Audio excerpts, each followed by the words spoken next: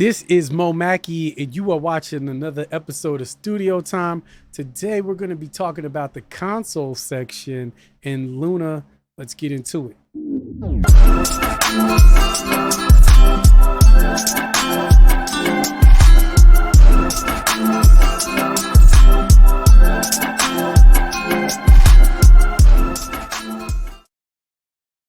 All right, so let's jump right in.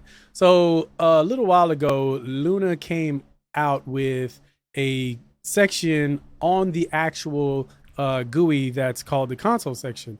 And I'm thinking that they're going to have different consoles in here. Right now, they only include the API channel strip. Now, this doesn't come with Luna. You have to buy this. It's a separate package, but it's well worth it. I love it. I've had it since it came out. But let's get into it, okay? So as you can see on the console section, once you pull it up, you have it here, your API vision. You have your input section right here. So you'll have your gain knob, your pad, your phase, your low pass filter, and then you have a low pass filter and a high pass filter that you can sweep between. You can side chain and cut them on and off here. On the dynamic side, we have a gate and expander here, and you have your compressor and limiter here. And then on the EQ side, you have your EQ. Now this EQ is also switchable between two different types. So you could switch it between the 560L or the 550L, which is pretty cool. I mean, getting two EQs in one.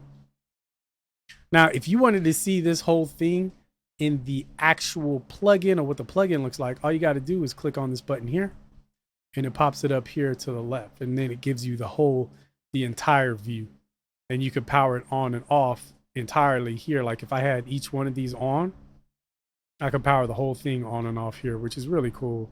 You could side chain link, everything from right here.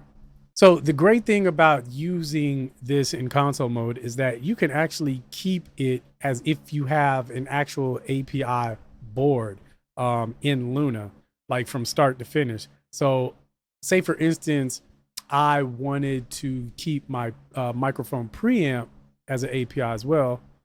I would go and use their Luna Unison amp or preamp here, the 212L.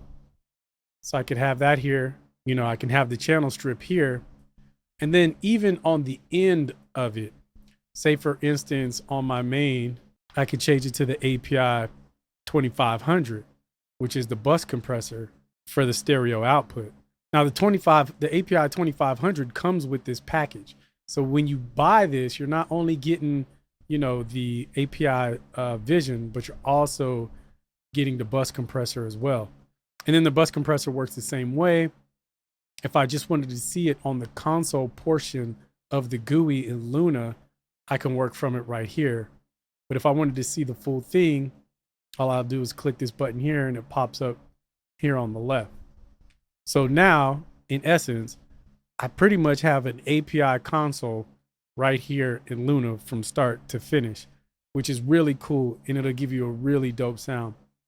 Now, you not only get those two things, but you also get a third major thing, which is API summing here at the top. So, you can adjust for your headroom and your trim here, but it's great that they provide an entire console for you from start to finish.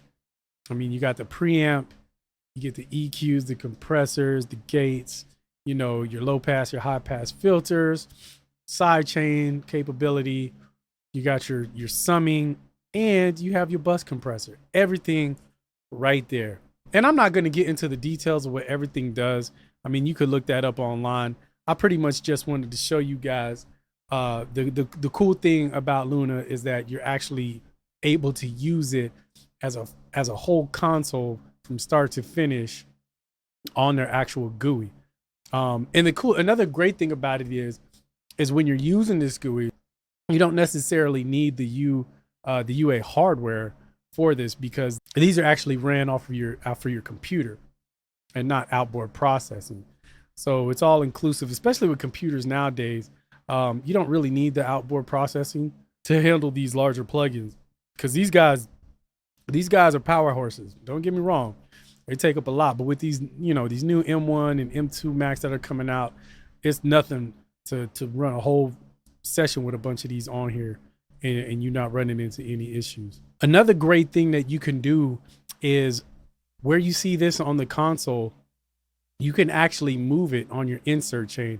So right now, API is at the top of the insert chain. But say, for instance, I wanted to put this SSL before the API, I could easily do that just by moving it around. And now the SSL is on top. And that comes in useful when I'm using the SSL plugin channel strip to cut. Like, say I want to use their particular EQs to cut, but I want to use the API to boost certain frequencies, then I can do that. Or vice versa. If I wanted to use the API to cut and the SSL to boost, I can do that as well. I actually do that in a template that I use that I call hybrid, where I'm using a lot of SSL stuff and API all in the same contents. So it's like running both boards at one time, which is really, really cool.